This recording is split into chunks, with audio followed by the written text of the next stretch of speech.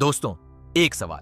अगर आपने अपनी पूरी जिंदगी की कमाई एक जगह जमा की हो, सालों तक रात दिन मेहनत की हो, एक एक रुपया बचाया हो और एक दिन कोई उसे छल कपट से उड़ा ले जाए, आपके हाथ में कुछ न बचे, सपने धूल में मिल जाएं और फिर एक दिन आपको पता चले कि जिस आदमी ने आपको लूटा उसी के पास करोड़ों का काला सोना छुपा है और वो सोना आपकी पहुंच के अंदर है, तो क्या करेंगे आप?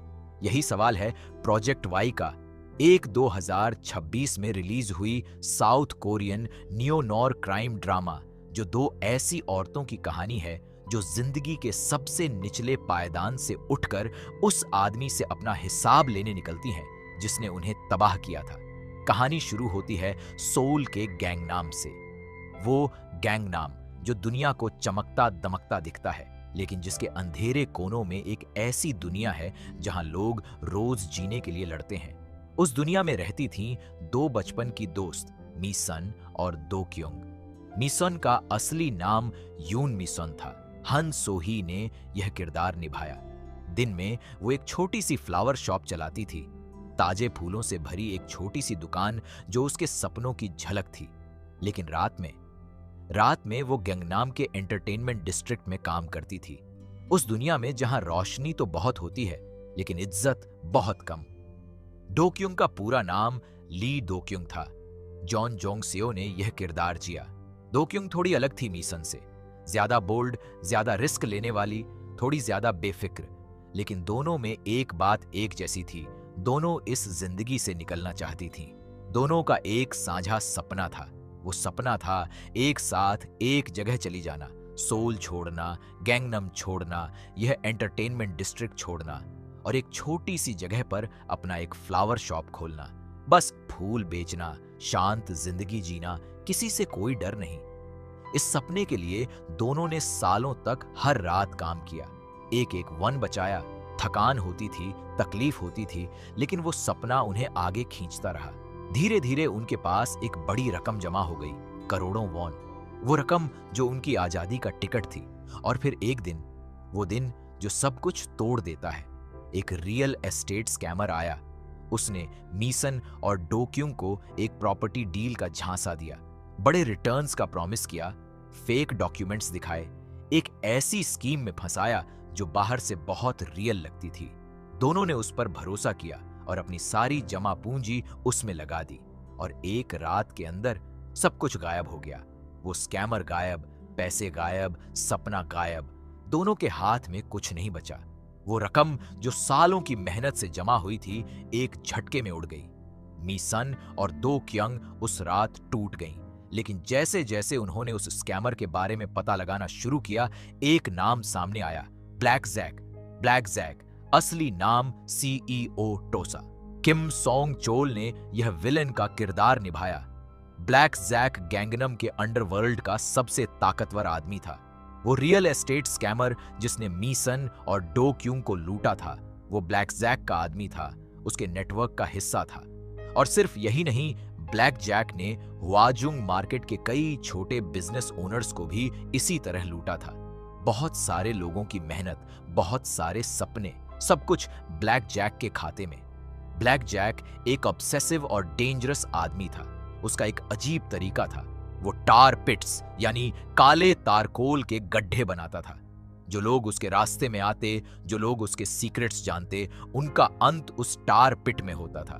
गंगनाम के अंधेरे में यह ब्लैक जैक का सबसे बड़ा हथियार था। ब्लैक जैक का एक करीबी था, बुल। जुंग यंग जू ने बुल का किरदार निभाया। बुल एक फीमेल कैरेक्टर था, एक औरत जो ब्लैक जैक की सबसे डेंजरस लेफ्टिनेंट थी। बुल की ताकत अलौकिक थी। वो उन सब डर्टी काम करती थी जो ब्लैक जैक खुद नहीं करना चाहता था। जो भी ब्लैक जैक के रास्ते में आता, बुल उसे रास्ते से हटाती। गैंगनाम के अंडरवर्ल्ड में बुल का नाम सुनकर लोग कांप जाते थे। मीसन और दो क्योंग को जब पता चला कि वो स्कैमर ब्लैक जैक का आदमी था, तो पहले तो डर लगा, ये तो बहुत बड़ी मुसीबत थी। लेकिन फिर एक जानकारी मिली जिसने खेल पलट दिया। पता चला कि ब्लैक जैक ने अपना सारा काला पैसा और गोल्ड बार्स, करोड़ों वन के गोल्ड बार्स एक जगह छुपाए हुए हैं। वो गोल्ड बार्स जो उसने अपनी जिंदगी में की गई सारी बेईमानी से जमा किए थे, और उस छुपे हुए खजाने की जानकारी किसी को नहीं थी। लेकिन एक रास्ता था जिससे उस लोकेशन तक पहुंचा जा सकता था। उस रास्ते की शुरुआत हुई हाक्युंग से। यूए ने यह किरदार निभाया। हाक्युंग एक रहस्यमय औरत थी जो खुद को ऑनर कहती थी। हाक्युंग को ब्लैक जैक के सीक्रेट का हिस्सा पता था, लेकिन हाक्युंग का अपना खेल था, अपना एजेंडा था। सॉन्ग वॉन, जो एक एंटरटेनमेंट एस्टैब्लिशमेंट का मैनेजर था और हाक्युंग का प्रेमी भी, उसने हाक्युंग को एक ड्रग दिया जिससे वो बेहोश हो गई। उस बेहोशी में उसने वो जगह बता दी जहां ब्लैक जैक का पैसा छुपा था। ये बात माई सन तक एक टेक्स्ट मैसेज के जरिए पहुंची। माई सन को समझ में आया कि यह मौका था, शायद एकमात्र मौका। लेकिन ब्लैक जैक को भी पता चल गया कि हाक्योंग ने कुछ बता दिया है। ब्लैक जैक ने बुल को भेजा। हाक्योंग का काम तमाम हो गया। एक और इंसान ब्लैक जैक की लिस्ट से हट गया। मीसन और दो क्योंग को पता था कि अगर उन्होंने यह गोल्ड बार्स निकाले और ब्लैक जैक को पता चला तो वो भी उसी टार पिट में जाएंगी। लेकिन अब पीछे हटने का ऑप्शन नहीं था।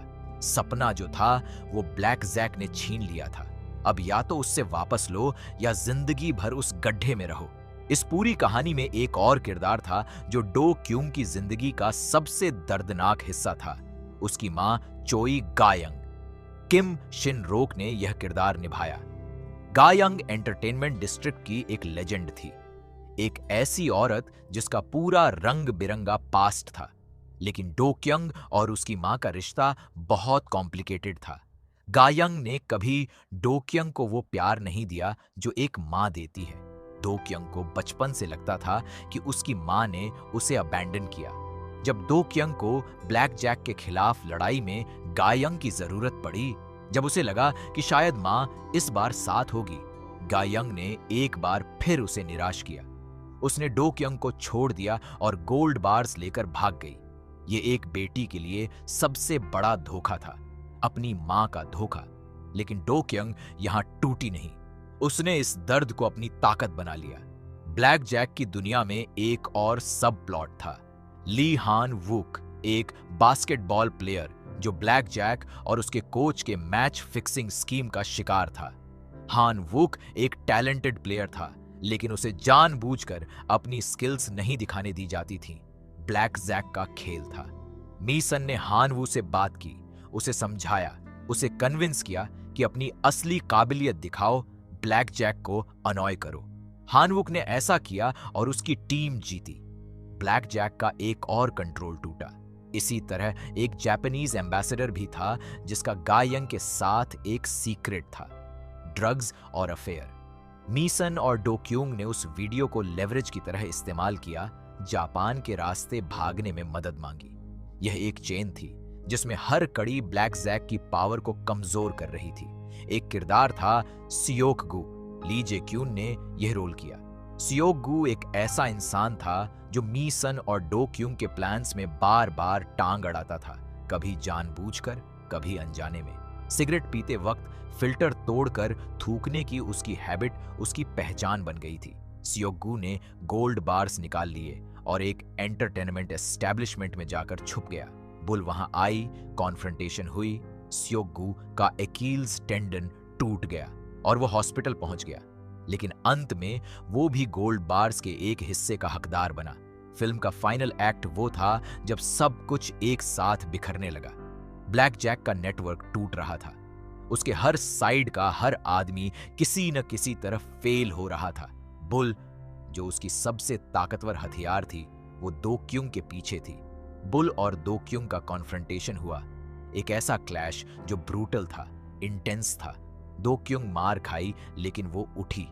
ये डो क्यूंग का वो मोमेंट था जो फिल्म का सबसे पावरफुल सीन था। एक औरत जिसकी मां ने उसे छोड़ा, जिसके सपने टूटे, जो जिंदगी भर स्ट्रगल करती रही, वो उस रात भी नहीं रुकी। ब्लैक जैक अंत में उसी टार पिट के पास था जो उसने दूसरों के लिए बनाई थी। ब्लैक जैक उस टार पिट में गिरा, बुल भी उसी में खींची, और दोनों का अंत उसी अंधेरे गड्ढे में हुआ जो ब्लैक जैक ने खुद बनाया था। जो जाल उसने दूसरों के लिए बिछाया था वो उसी में खुद फंसा। फिल्म का एंडिंग मीसन और डो क्यूंग दोनों जिंदा थीं। गोल्ड बार्स उनके पास थे। वो सारा कर्ज जो था वो साफ हो गया। वो रकम जो उनसे छीनी गई थी वो किसी न किसी तरह वापस मिल गई। फिल्म यह नहीं बताती कि आगे क्या हुआ, वो फ्लावर शॉप खुली या नहीं, वो जापान गई या नहीं, ये सब एम्बिगियस है। लेकिन जो बताती है वो यह है कि वो दोनों बची, अपने दुश्मन से बची, अपनी जिंदगी की सबसे बड़ी मुसीबत से बची, और अब उनकी जिंदगी उनके अपने हाथ में थी पहली बार।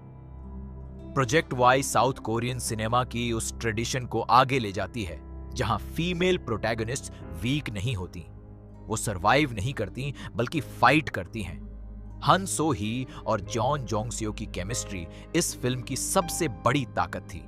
दोनों का बंधन, उनकी दोस्ती, उनके बीच का झगड़ा और फिर एक दूसरे के लिए खड़े होना, ये सब बहुत रियल लगा।